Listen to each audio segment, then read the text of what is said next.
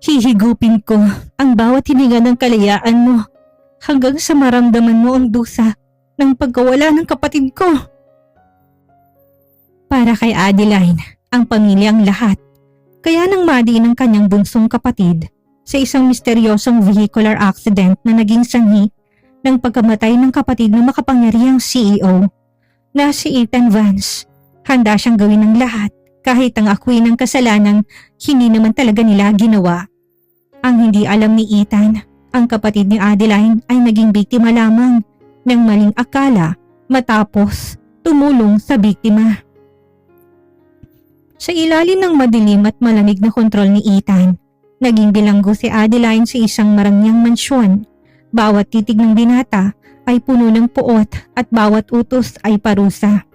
Ngunit sa likod ng mga matatayog na pader at tila walang pusong paghihiganti, unti-unting mabubura ng init ng pag-ibig ang yelo sa puso na nagdarambang CEO. Paano kung itinuturing mong kaaway ang siyang natatanging magliligtas sa iyo sa oras na lumabas ang totoong may sala? Kaya bang hinumi ng pag-ibig ang sugat na kahapon o tuluyan silang wawasakin ng katotohanan? Isang kwento ng sakripisyo, paghihiganti at wagas na pag-ibig na magpapatibok sa iyong puso.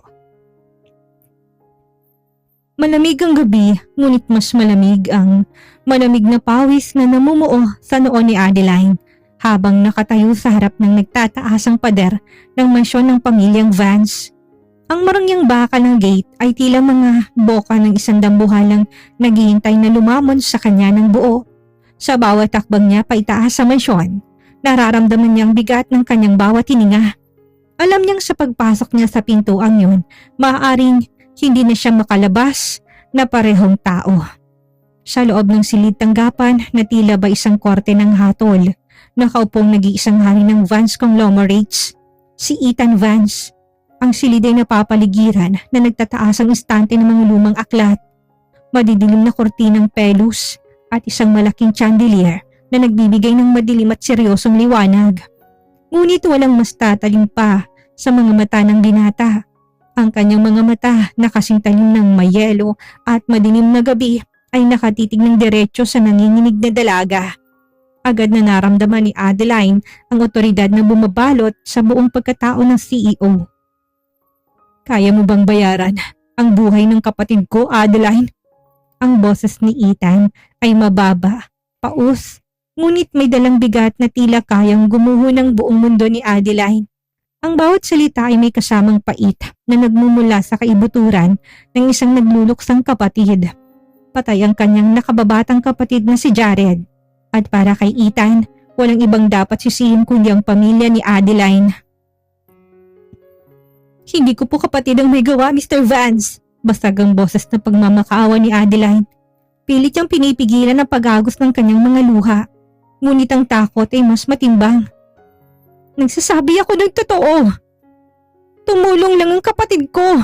Nakita niyang biktima sa kalsada na duguan matapos ang isang hit and run. Sinubukan niya lang itong isalba. Sinakay sa kanyang tricycle para dalahin sa pinakamalapit na klinika. Ngunit nang dumating ang mga pulis, siya nang pinagbintangan dahil siya ang huling kasama. Tumayo si Ethan mula sa kanyang marangyang upuang gawa sa katad. Ang kanyang matikas sa tindig na may taas na halos 6 na talampakan ay naghatid ng matinding takot kay Adeline. Humakbang ito palapit ng dahan-dahan. Bawat yabag ng mamahaling sapatos nito sa makintab na sahig ay tila tunog ng isang paparating na hatol ng kamatayan. Nang makalapit, hinawakan niya ng mariinang panga ni Adeline. Hindi sapat para baliin yon. Ngunit sapat lang para pilitin ang dalaga na tumingin ng diretso sa kanyang nagliliyab na mga mata. Ang ebidensya ng mga pulis ang nagsasalita. Hindi ang huwad na luha mo. May pait at putang sulyap sa mga mata ni Ethan habang nakatitig sa magandang mukha ng dalaga. Nakitang plaka ng tricycle ng kapatid mo sa malapit na CCTV bago ang insidente. Kung hindi dahil sa katangahan at kapabayaan ng kapatid mo, buhay pa si Jared ngayon. At dahil ayaw ko mabulok sa kulungan ang pamilya mo nang walang nararamdamang tunay na dusa, ikaw ang magbabayad. Anong gagawin mo sa akin? Bulong ni Adeline, halos hindi lumalabas ang boses sa labis na kaba. Habang ang tibok ng kanyang puso'y tila nakikipagkarera sa kaba. Isang malamig at nakapanlulumong ngiti ang sumilay sa labi ng binatang CEO. Binitawan niyang panga ng dalaga at tumalikod. Naglakad patungo sa malaking bintana na nakaharap sa malawak na hardin. Dito ka mananatili sa mansyong ito. Ikaw ang magiging personal kong bilanggo, katulong at anino. Gagawin mo ang bawat utos ko.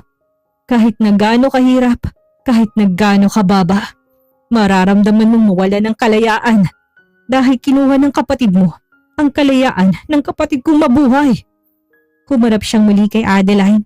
Ang mukha ay tila nakaukit sa bato, walang bahid ng awa. Kung tatakas ka o kung susubukan mo magsumbong sa mga otoridad, sisiguraduhin kong bukas na bukas din ay mabubulok ang kapatid mo sa pinakamadilim na piitan at walang sinumang abogado ang makakapagligtas sa kanya. Piliin mo, Adeline, ang kalayaan mo o ang buhay na nag-iisang pamilyang natitira sa iyo. Nanginig ang buong katawan ni Adeline. Naalala niyang kanyang bunsong kapatid na umiiyak, natatakot at walang muwang sa mundo ng mga mayayaman at makapangyarihan. Para sa kaligtasan nito, nakasalukuyang tinatago ng kanilang mga kamag-anak sa probinsya. Huminga ng malalim ang dalaga at ipinikit ang kanyang mga mata. Tinatanggap ko, bulong ni Adeline, habang ang unang patak ng luha ng kanyang bagong simula ay tuluyang umagos sa kanyang pisngi.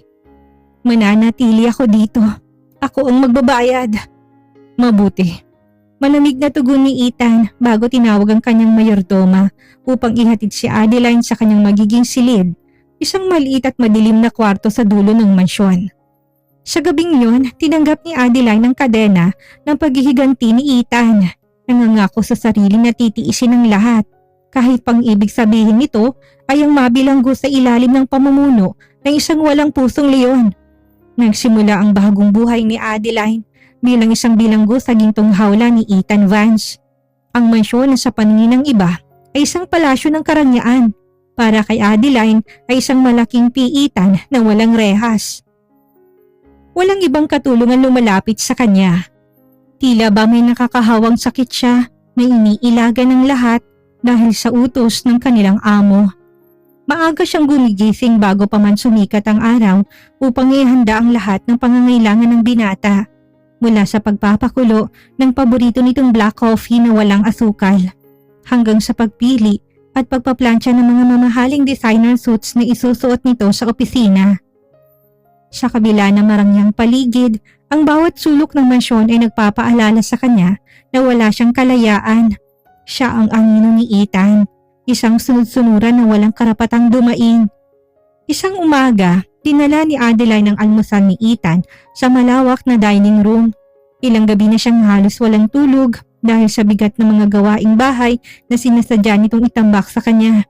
Habang inihahain ng tasa, biglang nakaramdam na matinding pagkahilong dalaga. Nanginginig ang kanyang mga kamay at sa isang iglap, nawalan siya ng hawak. Isang matunog na pagkabasag ng porselana ang umalingaw-ngaw sa buong silid. Natapon ng mainit na kape sa mamahaling karpet at ang mga piraso ng tasay nagkalat sa sahig. Kasabay nito ang maras na pag-atras ng upuan ni Ethan. "Patawad po, Mr. Vance. Hindi ko sinasadya. Patawad po."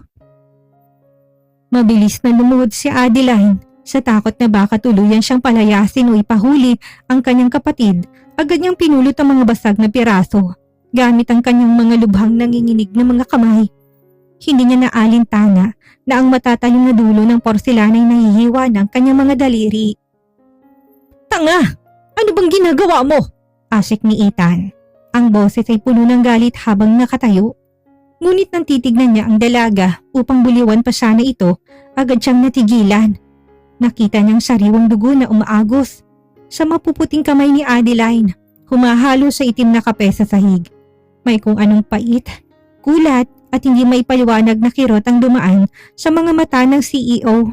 Mabilis itong itinagong emosyon sa pamamagitan ng pagpapatigas muli ng kanyang mukha. "Tumayo ka riyan. Huwag mo madumihan ng dugo mo ang sahig ko." Gusto ko lang pong linisin. Sabi ng tumayo ka! Bulyaw ni Ethan. Ngunit sa pagkakataong ito, may kasama ng kakaibang tonong nagmamadali. Bago pa makasagot si Adeline, marahas ngunit may kakaibang pag-iingat na hinila ni Ethan ang braso ng dalaga patayo. Dinala niya ito patungo sa malapit na kusina at sa pilitang ipinasok ang nasugatang kamay sa ilalim ng umaagos na tubig sa lababo. Sa sobrang lapit nila, ramdam na ramdam ni Adeline ang init ng katawan ng binata. Naaamoy niyang pabango nito, isang nakakalasing na halo ng mamahaling tabako, leather at sariwang mint. Ngunit ang mas nakakuha ng pansin ni Adeline ay ang dibdib ni Ethan na mabilis ang pagbaba at pagtaas. Naririnig niya ang mabilis sa tibok ng puso ng binata. Sa unang pagkakataon, habang nakatitig sa seryosong mukha ni Ethan na abala sa paghuhugas ng kanyang sugat, may nakita si Adeline na iba. Sa likod na naglalagablab nitong galit, may nakatago matinding pangungulila at pangungulila sa yumaong kapatid. Siya ay isang taong nasasaktan lamang. Kumuha si Ethan ng first aid kit mula sa cabinet at sinimulang lagyan ng gamot ang mga hiwa sa kamay ni Adeline. Bagamat medyo magaspang ang pagkakahawak, noong unay unti-unti itong lumambot habang pinapahira ng pamahid ang mga sugat. Huwag mong isipin na nag-aalala ko sa'yo. Malamig na binitawan ni Ethan ang kamay ng dalaga matapos tong balutin ng malinis na benda. Iniwas niyang kanyang paningin, tila nahihiya sa sariling aksyon. Ayaw ko lang na maging tamad ka sa mga gawain mo dito dahil lang sa may sugat ka. Marami ka pang lilinisin. Tumalikod na si Ethan at naglakad palabas. Ngunit bago tuluyang makalayo, lumingon siya sandali. Magpahinga ka ng 1 oras bago mo balikan ng dining room. Utos nito. Naiwang nakatayo si Adeline sa kusina, nakatitig sa kanyang nakabendang kamay. Ang lalaking akala niya ay isang walang pusong halimaw ay nagpakita ng isang bahagi ng pagkatao na nagpapabilis sa hindi may paliwanag na rason sa tibok ng sarili niyang puso. Lumipas sa mga linggo at ang takot na nararamdaman ni Adeline sa tuwing makakaharap ang binatang CEO ay unti-unting napapalitan ng malalim na pagtataka. Araw-araw, inihahanda niyang kanyang sarili sa mas malupit na trato. Ngunit sa hindi may paliwanag na dahilan, tila unti-unting humuhupang bagsik ng leon. Bagamat masumid pa rin si Ethan at madalas siyang utusan, nang walang ngiti hindi kailanman ito nanakit sa kanya. Sa katunayan, napapansin ni Adeline na tuwing gabi ay palaging may natitirang masasarap na pagkain sa kusina na tila sadyang iniwan para sa kanya upang hindi siya magutom sa pagod. Isang gabi, binigyan si Adeline ng isang sensitibong tungkulin, ang mag-ayos at magpunas ng mga alikabok sa silidaklatan ni Ethan. Ito ang pinakapribadong bahagi ng mansyon kung saan madalas magkulong ang binata pagkatapos ng mahabang oras sa opisina. Maingat ang bawat galaw ni Adeline, pinagmamasdan ang mga parangal, mga larawan ng pamilyang Vance at ang litrato ng yumaong kapatid nitong si Jared na may masayang ngiti sa ibabaw ng fireplace. Habang nagpupuna sa pinakailalim na bahagi ng malaking desk ni Ethan, may natabig si Adeline na isang lumang brown envelope. Nahulog ito at mula sa loob ay lumabas ang isang flash drive at mga dokumentong may nakatatak na pulang salita sa wikang Ingles. Confidential. Dinaig ng kuryosidad ang takot ni Adeline, nanginginig ang kanyang mga kamay habang binabasa ang unang pahina. Ulat ito ng isang pribadong investigador tungkol sa mismong gabi ng aksidente. Dahil hindi na makatiis ang kanyang puso na naghahanap ng hustisya, isinalang niya ang flash drive sa nakabukas na laptop na nasa ibabaw ng lamesa. Isang video file ang bumukas. Ito ang dashcam footage mula sa isang sasakyang nakaparada malapit sa pinangyarihan ng krimen.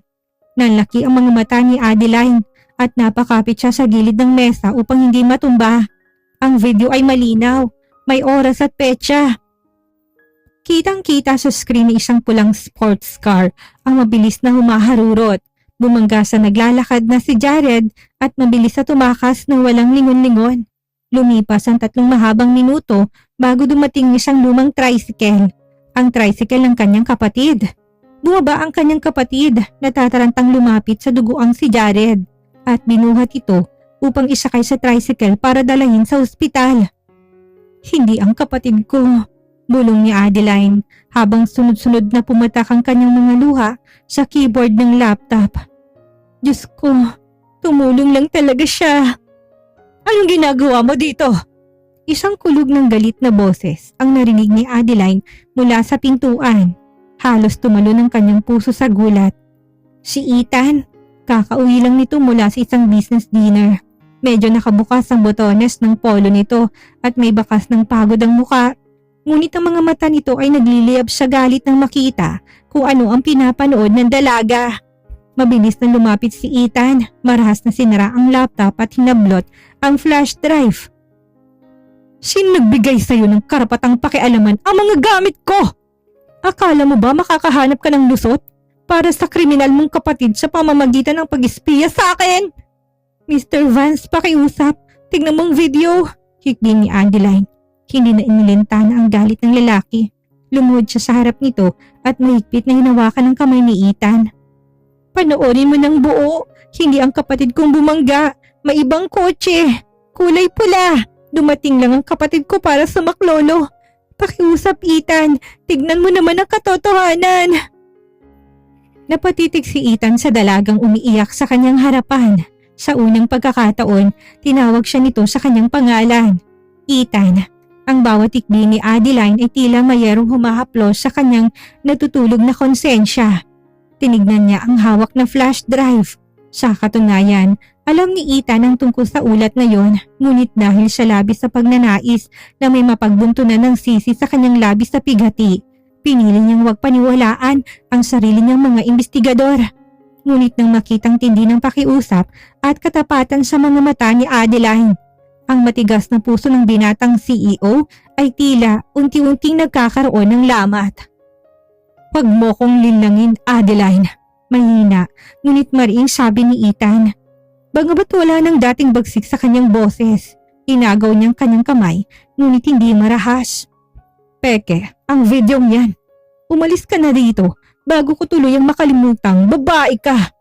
Tumayo si Adeline, pinunasan ng kanyang mga luha gamit ang likod ng kanyang kamay at tumingin ng diretso sa mga mata ni Ethan.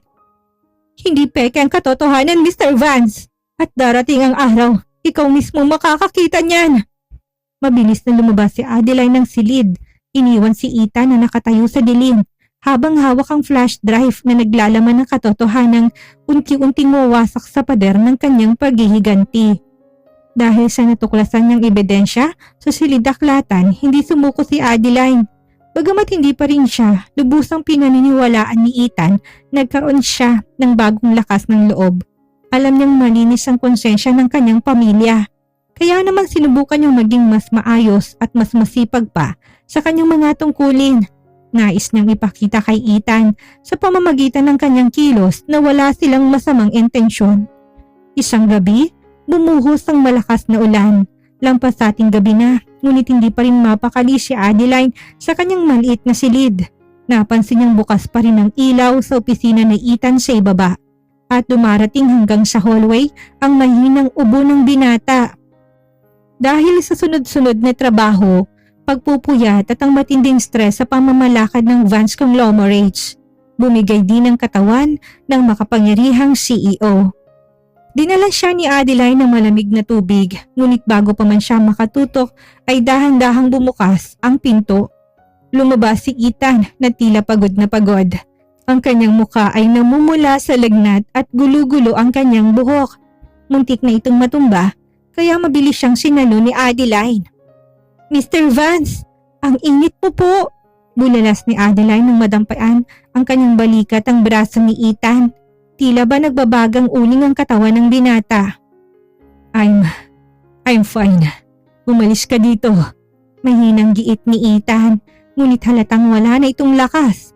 Ang kanyang mga talukap ay tila bumabagsak na sa bigat. Hindi siya pinakinggan ni Adeline. Buong ingat niyang inakay ang matikas sa binata patungo sa malaki nitong silid-tulugan at inihiga ito sa kama. Mabilis na bumaba si Adeline sa kusina upang kumuha ng malamig na tubig, bimpo at nagluto na rin siya ng mainit na sopas. Buong gabi, walang pagod na binantayan ni Adeline ang lalaking nagkulong sa kanya. Paulit-ulit niyang pinalitan ng basang bimpo sa noo nito upang pababain ang lagnat. Sa tuwing dumadaing si Ethan sa lamig, inaayos niya ang kumot nito. Sa gitna ng kanyang pagkahumaling sa mataas na lagnat, biglang hinablot ni Ethan ang kamay ni Adeline. Mahigpit ang hawak ng binata. Tila ba natatakot na mawala ito.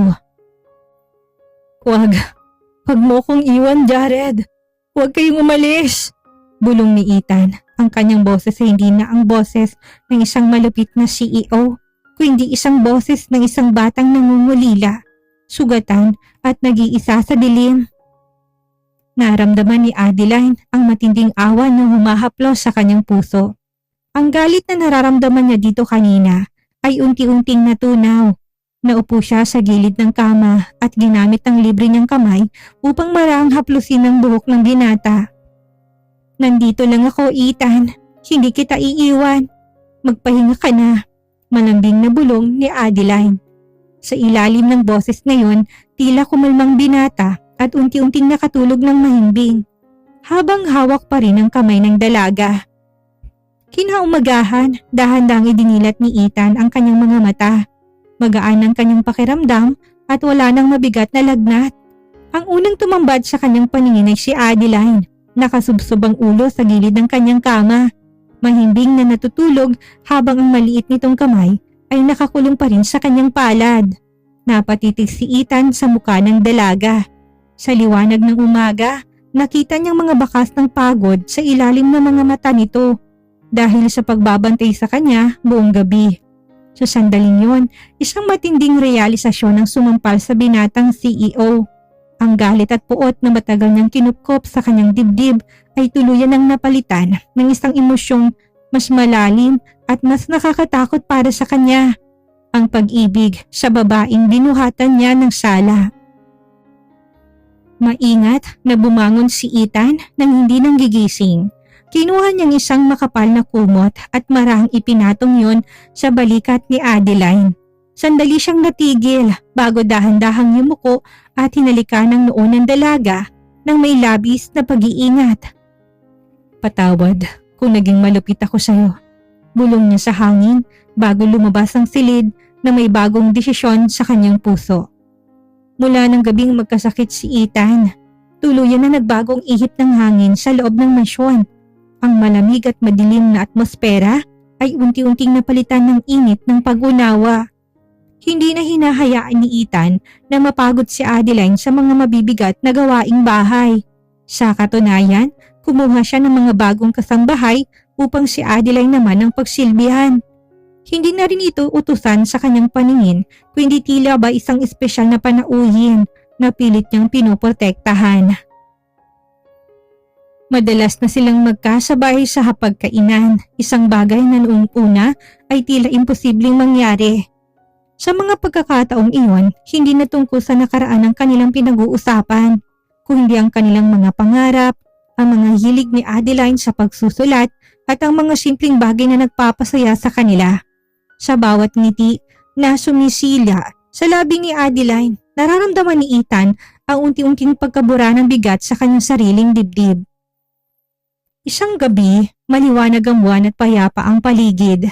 Inayayahan ni Ethan si Adeline na maglakad-lakad sa malawak na hardin sa likod ng mansyon kung saan namumukadkad ang mga rosas. Kuminto sila malapit sa isang fountain. Ang malamig na simoy ng hangin ay nagdala ng kakaibang kaba sa dibdib ng dalaga nang biglang humarap sa kanya si Ethan. Humarap ang binatang CEO kay Adeline. Seryosong mukha ngunit may bakas ng matinding emosyon sa kanyang mga mata. Dahan-dahan niyang hinawakan ang magkabilang kamay ng dalaga. Mga kamay na dati pilit niyang kinukulong, ngunit ngayon ay nais niya ng ingatan habang buhay. Adeline, gusto kong humingi ng tawad. Panimula ng binata, ang kanyang boses ay gumaralgal sa labis ni emosyon. Ipinasuri ko muli ang hawak mong video sa mga pinakamagagaling na eksperto ko sa labas ng bansa. At tama ka, totoo ang lahat ng sinabi mo. Walang kasalanan ng kapatid mo. Bulag ako sa galit at bigati, kaya hindi ko nakitang katotohanan. Ginamit kita para maging labasan ng puot ko, kahit na wala kang kinalaman sa pagkawala ng kapatid ko. Naiiyak si Adeline. Ang mga luhang dahan-dahang umaagos sa kanyang mga pisngi ay hindi na luha ng takot o sakit, kundi luha ng labis na kagalakan at ginhawa.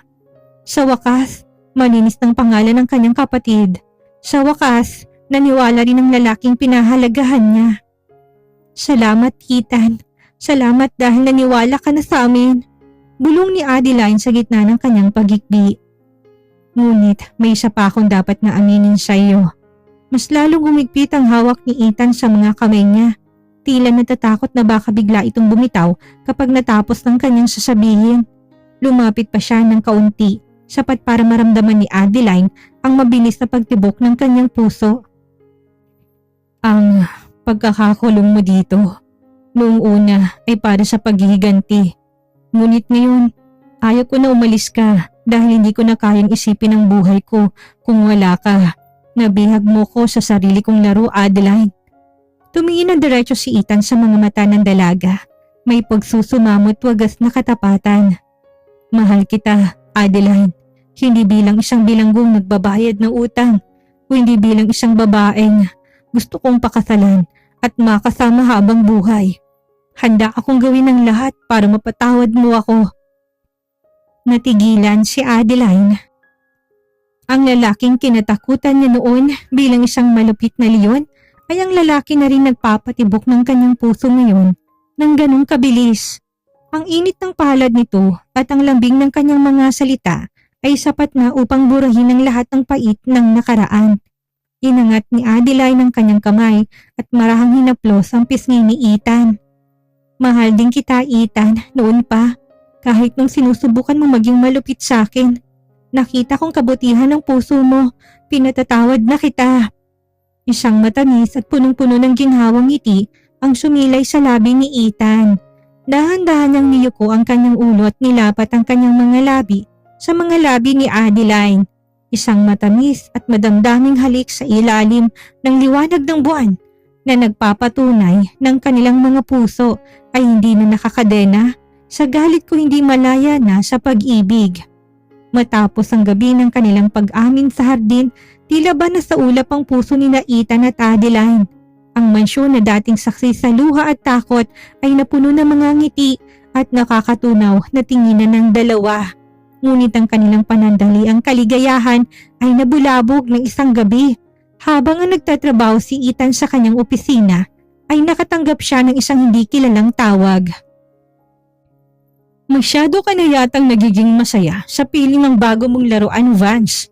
Ang boses sa kabilang linya ay mayabang at puno ng panunuya. Akala mo ba ay matatapos ang lahat sa pag-iyak sa libingan ng kapatid mo? Napatayo si Ethan, mabilis na kumulong kanyang dugo. Marcos Fuentes. Si Marcos Fuentes ay ang pinakamatinding karibal ni Ethan sa mundo ng negosyo. Isang tusong lalaking kilala sa paggamit ng maruruming paraan para lamang makuha ang gusto. Nalaman ni Marcos na nakuha na ni Ethan ang original at hindi edit na dashcam footage. Ang ebidensyang magpapatunay ng pulang sports car na nakasagasa kay Jared ay rehistrado sa ilalim ng pangalan ng kumpanya ni Marcos. Handa na itong isumiti ni Ethan sa mga pinakamataas na opisyal ng batas upang tuluyan ng mabulok sa kulungan ang totoong may sala. Huwag mo subukang ilapit ang video niyan sa mga pulis, Ethan, kung gusto mo pang makitang sumikat ang araw bukas. Banta ni Marcos bago pinatayan ng telepono ang binatang CEO. Sa halip na matakot, mas lalo nagalab ang pagnanais ni Ethan na makamit ang hustisya. Agad siyang tumawag ng mga backup na otoridad at pribadong seguridad upang ihandang paghuli kay Marcos.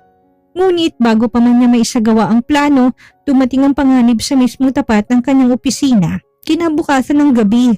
Katatapos lang ng isang late night meeting ni Ethan, kasama niya si Adeline na tumatangging magpaiwan sa mansyon dahil sa labis na pag-aalala sa kanya.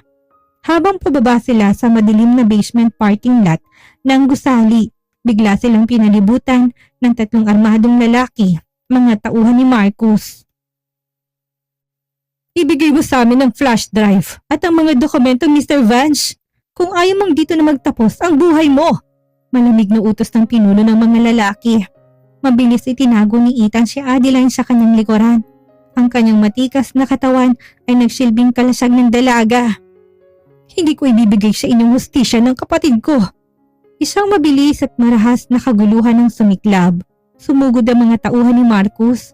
Bagamat may alam sa self-defense, si Ethan at nagawa mapabagsak ang dalawa. Ang pinuno ng mga salarin ay nakabawi at mabilis na bumunot ng baril mula sa kanyang jacket.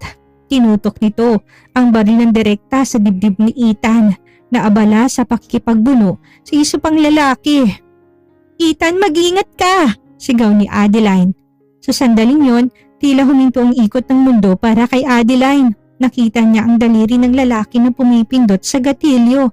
Walang pag-alilangan, walang takot sa kanyang sariling buhay. Mabilis na humakbang si Adeline at buong lakas na humarang sa harap ni Ethan. Bang!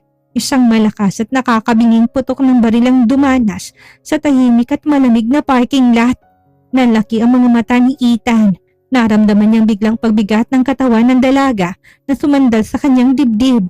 Isang mabilis na mantsa ng pulang dugo ang unti-unting kumalat sa puting blusa ni Adeline malapit sa kanyang puso. Adeline! Dumagundong ang sigaw ni Ethan, isang pasigaw na puno ng matinding galit, takot at pagkabaliw. Kasabay ng pagbagsak ni Adeline ay ang pag-alingaw-ngaw ng mga sirena ng pulisya na kanina pa pala tinawagan ni Ethan bago sila bumaba. Mabilis na naaresto ng mga otoridad ang mga tauhan ni Marcus, habang iba pang mga unit ay patungo na sa mansyon ni Marcos Fuentes upang isagawang pag-aresto dito. Ngunit wala nang pakialam si Ethan sa paligid niya. Binuhat niyang walang malay at dugo ang katawan ni Adeline, habang ang kanyang sariling mga luha ay mabilis na umaagos at pumapatak sa mukha ng dalaga. Huwag kang pipikit, Adeline. Pakiusap. Makinig ka sa akin. Lalaban ka. Pagmamakaawa ni Ethan habang mahigpit niyang niyayakap ang babaeng umako ng bala para sa kanya. Ang babaeng nagbayad muli sa kasalanang hindi naman ito ginawa. Ang puting pasilyo ng ospital ay nababalot na nakakabinging katahimikan na paminsan-minsan lang nababasag ng tunog ng mga yapak ng mga nurse at doktor na nagmamadali. Sa labas ng operating room, nakaupo si Ethan Vance, ang makapangyarihang CEO na kilala sa pagiging matigas at walang kinatatakutan. Ngunit ngayon ay mukhang isang lalaking gumuho ang buong mundo. Ang kanyang mga kamay na dati pumipirma ng mga bilyong pisong kontrata ay nanginginig at may mga bakas pa ng natuyong dugo ni Adeline.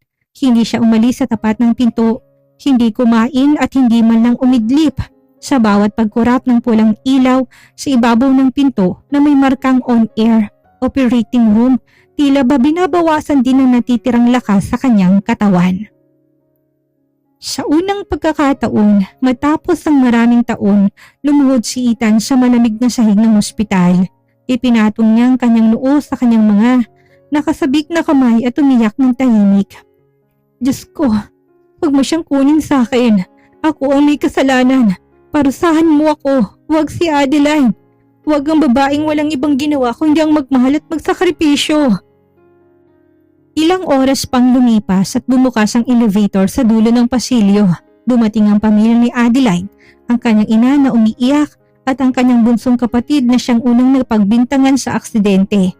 Nang makita sila si Ethan, dahan-dahan siyang tumayo, walang bakas ng pagiging mapagmataas. Lumapit ang binata at yumuko ng mababa sa harap ng pamilya. Patawarin niyo ko. Gumaralgal ang boses ni Ethan habang nakayuko. Kasalanan kong lahat ng ito kung hindi ko siya pinilit na manatili sa mansyon ko para sa isang maling paghihiganti. Hindi siya madadamay sa gulong ito. Ako dapat ang nakahiga sa loob ng silid na yan, hindi si Adeline. Tinignan ng ina ni Adeline ng binatang CEO. Nakita niyang tindi ng pagsisisi, ang pamamaga ng mga mata nito at ang wagas na pag-aalala para sa kanyang anak. Lumapit ang matanda't marahang hinawakan ng balikat ni Ethan upang patayuin ito. Iho, nalaman na namin ang buong katotohanan mula sa mga pulis. Alam naming pinotektahan mo rin ang anak ko. May basag na boses ngunit may katagang sabi ng ina. At kilala kong anak ko. Ginawa niya yun dahil mahal ka niya. Huwag nating mawala ng pag-asa. Magtiwala tayo sa kakayahan ng mga doktor at sa may kapal. Umabot sa 12 mahabang oras ang operasyon. Pakiramdam ni Ethan ay bawat minuto'y katumbas ng isang taon ng pagdurusa.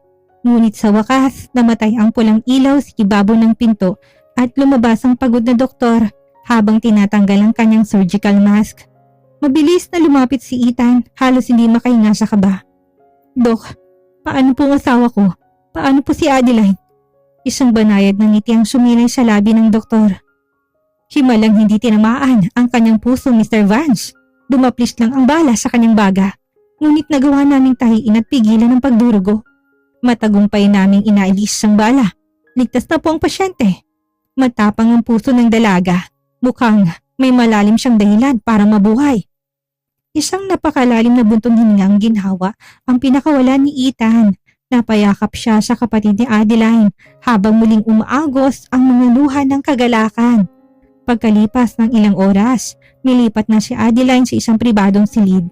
Maingat at tahimik na pumasok si Ethan. Lumapit siya sa gilid ng kama at pinagmasdan ng maputla. Ngunit napakagandang mukha ni Adeline na may oxygen mask. Hinawakan niyang maliit itong kamay at dahan-dahang hinalikan ng bawat daliri nito. Tila ba naramdaman ni Adeline ang init na presensya ng binata. Dahan-dahan, may konting hirap. Idinilat niya ang kanyang mga mata nang makita ang mukha ni Ethan na puno ng pagmamahal at pag-aalala. Unti-unting sumilay ang isang mahinang ngiti sa kanyang mga labi. "Ethan," mahinang bulong ni Adeline sa ilalim ng mask. "Nandito ako, my love." Humihikbing sagot ni Ethan habang dinikit ang pisngi niya sa kamay ng dalaga. "Nandito lang ako. Ligtas ka na. At hinding-hindi ko nahahayaan na may manakit pa sa iyong muli." Isang taon ang mabilis na lumipas matapos ang madilim at madugong unos na muntik na magwasak sa buhay ni Adeline. Ang hustisyang matagal na ipinagkait ay tuluyan ang nakamit. Sa tulong ng mga matitibay na ebidensyang nakalap ni Ethan, nahatulan ng habang buhay. Napagkabilanggo si Marcos Fuentes dahil sa mga krimen nito, kabilang ang pagpatay kay Jared at ang tangkang pagpatay kina Ethan at Adeline. Ang kapatid ni Adeline ay malaya na ring namumuhay sa Maynila. May maayos na trabaho na mismo si Ethan ang nagkaloob bilang pasasalamat sa kabutihang loob nito noong gabing mamatay ang kanyang kapatid. Sa parehong mansyon kung saan unang pumasok si Adeline bilang isang takot at dugoang bilanggo, magarbong dinaraos ang isang napakalaking pagtitipon. Ang mga madidilim na kortina noon ay napalitan ng mga kulay ginto at puting dekorasyon. Ang paligid ay napupuno ng musika, tawanan at mga mamahaling hiyas ng mga naglalakihang negosyante sa bansa. Ngunit sa pagkakataong ito, hindi na nakasuot ng uniforme ng katulong si Adeline. Nakatayo siya sa gitna ng ballroom, suot ang isang napakagandang off-shoulder wedding gown na gawa sa mamahaling lace at may nakatahing malilit na kristal. Ang kanyang muka ay nagniningning sa labis na kaligayahan. Walang bakas ng sakit ng kahapon kung hindi ang ganda ng isang reyna. Sa kanyang tabi ay ang kanyang kabiyak, si Ethan Vance na nakasuot ng terno nitong itim na tuxedo. Mukhang mas matikas at may mga matang nakatitig lamang sa kanyang asawa. "Salamat sa pagpili sa akin, Adeline. Kahit na nung noon ay naging isang halimaw ako sa buhay mo." Bulong ni Ethan habang marahang sinasayaw si Adeline sa gitna ng dance floor. Kasabay ng mabagal at romantikong tugtog, ipinatong niyang kanyang malaking palad sa maliit na bewang ng dalaga. Habang ang isa niyang kamay ay mahigpit na nakahawak sa kamay nito na may suot na singsing na may malaking diamante. Nangiti si Adeline, ang kanyang mga mata ay nag-uumapaw sa pagmamahal habang nakatingin sa lalaking dati kinatatakutan niya. Ang pag-ibig, hindi tumitingin sa kung paano nagsimula ang kwento, Ethan. Ang mahalaga ay kung paano natin to tinapos ng magkasama. Tinuruan mo ko na maging matapang para ipaglaban ang pamilya ko. At tinuruan kita kung paano muling magtiwala at magmahal. You are my savior, Adeline. Binuhay mong patay kong puso. Madamdaming sagot ni Ethan. Dahan-dahan niyang niyuko ang kanyang ulo. Idinikit ang kanyang noo sa noo ng asawa. Mula ngayon, ang mansyong ito hindi na isang hawla. Ito na ang tahanan ng ating pag-ibig at hindi ko nahayaan na may pumatak pang luha ng sakit sa mga mata mo. Mahal na mahal kita, Ethan. Mahal na mahal din kita, aking asawa. Sa harap ng kanilang mga pamilya, mga kaibigan at lahat ng mga bisita, nilapat ni Ethan ang kanyang mga labi sa mga labi ni Adeline. Isang matamis, matagal at punong-puno ng pangakong halik. Isang halik na nagpapatunay na ang bawat dusa, sakripisyo at maling akala sa nakaraan ay may katapat na wagas at walang katapusang ligaya. Sila'y malaya na, hindi lang sa tanikala ng nakaraan, kundi malaya ng magmahalan sa piling ng isa't isa habang buhay. 4 na taon ang mabilis na lumipas. Ang simoy ng hangin sa balkonahe ng mansyon ng mga Vance ay may dalang amoy ng sariwang damo at mga namumukadkad na bulaklak. Wala nang bakas ng madilim at malamig na piitan. Ang bawat sulok ng nabuhalang bahay ay napupuno na ngayon ng init, liwanag at malalakas na tawa ng isang pamilya. Nakaupo si Adeline sa isang tumba-tumba, hawak ng isang makapal na libro na may makitab na pabalat. Sa unahan noon ay nakasulat ang kanyang pangalan bilang may akda at ang pamagat, "Nagbayad ako sa kasalanang hindi ako ang gumawa." Isa na itong sikat na nobela sa buong bansa, ang kwento ng kanyang sariling buhay, sakripisyo at ang pag-ibig na nagligtas sa kanila ni Ethan. Isang pares na malalakas at pamilyar na mga braso ang biglang yumakap sa kanya mula sa likuran. Amoy mamahaling pabango at mint. Ang amoy na dati nagpapakaba sa kanya, ngunit ngayon ay nang natatanging amoy na nagbibigay sa kanya ng kapayapaan. Masyadong seryoso ang maganda kong asawa, bulong ni Ethan bago hinalikan ang balikat ni Adeline. Mas lalong lumago ang Vance conglomerates sa ilalim ng kanyang pamumuno, ngunit sa likod ng pinto ng kanilang tahanan, siya isang mapagmahal na asawa lamang. Iniisip mo pa rin ba ang nakaraan? Nangiti si Adeline at sinandal ang kanyang ulo sa dibdib ni Ethan, kung saan nararamdaman niyang mabilis, ngunit regular na tibok ng puso nito. Hindi naman sa naiiyak ako sa lungkot, Ethan. Naalala ko lang kung paano mo ko kinulong dito noon. Sinong mag-aakala ng lalaking nagbanta sa buhay ng kapatid ko ay ang lalaki palang magiging ama ng mga anak ko. Kumalakhak si Ethan, isang tunog na napakabihirang marinig noon, ngunit ngayon ay madalas nang umaalingaw-ngaw. Yun ang pinakamagandang pagkakamali sa buhay ko, my love. Kung hindi dahil sa maling akalang yun, baka hanggang ngayon nag-iisa pa rin ako sa dilim. Papa! Mama! Natigil ang kanilang pag-uusap nang bumukas ang pinto ng balkonahe. Isang 3 taong gulang na batang lalaki na may kulot na buhok at kasing talim na mga mata ni Ethan ang patakbo na lumapit sa kanila. Kasunod nitong kapatid ni Adeline na ngayon ay mukhang mas matikas at matagumpay na sa kanyang buhay. Jared! Tawag ni Ethan sa bata. Pinangalan nilang kanilang panganay sa yumaong kapatid ni Ethan bilang simbolo ng bagong buhay at kapatawaran. Binuhat ni Ethan ang bata at pinaupo sa kanyang balikat. Bakit ka tumatakbo? Baka ka madapa. Hinahanap po kayo ni Tito, Papa. Kakain na daw po ng ice cream. Masayang sagot ng bata habang nakaturo sa kanyang tiyuhin. Tumingin si Adeline sa kanyang kapatid nang ngumiti sa kanya na may labis na pasasalamat. Ang batang dati natatakot at pinagbintangan ay meron na ngayong magandang kinabukasan. Lahat dahil sa sakripisyong sinimulan ni Adeline at tinapos ni Ethan sa pamamagitan ng pag-ibig. Bumaba si Ethan mula sa pagkakatayo, tinabot ang kamay kay Adeline. Sabay-sabay silang naglakad patungo sa hardin kung saan naghihintay ang kanilang buong pamilya. Habang nakatitig sa kanyang asawa at anak, alam ni Adeline sa kanyang puso na tapos ng gabi ng pagdurusa. Ang kasalanang hindi niya ginawa ay naging tulay upang mahanap niyang isang wagas, ligtas at walang katapusang ligaya sa piling ng lalaking tinakda para sa kanya. May mga pagkakataon sa buhay na tayong pumapasa ng bigat ng krus na hindi naman tayong may gawa. Sa mundong puno ng maling akala, madalas ay mas pinipili natin na magsakripisyo para sa kaligtasan ng mga taong mahal natin. Kahit ang kapalit nito ay ang sarili nating kalayaan. Ang kwento ni Adeline at Ethan ay hindi lamang kwento ng isang malupit na paghihiganti at pagkukulong. Ito ay patunay na kahit ang pinakamatigas at pinakamalamig na puso ay kayang patunawin ng apoy ng katotohanan at wagas na pag-ibig. Nasa likod ng bawat tunos at sakit may naghihintay na bagong simula kung saan ang hustisya at kapatawaran ang siyang magwawagi. Mga karava, pamilya at mga minamahal naming tagapakinig, mula sa kaibuturan ng aming puso, maraming salamat sa walang sawang pagpapatibok ng puso kasabay ng aming mga kwento dito sa Rava TV. Ang bawat click, bawat like, at bawat comment at bawat minutong nilalaan ninyo sa pakikinig sa aming mga audio drama ay ang siyang nagbibigay buhay sa bawat karakter na aming nililikha. Kayo ang dahilan kung bakit patuloy kaming nagsusulat, nagpupuyat at naghahatid ng mga kwentong kapanapanabik, nagpapaiyak at nagpapakilig sa inyo. Ngunit hindi pa dito nagtatapos ang ating biyahe.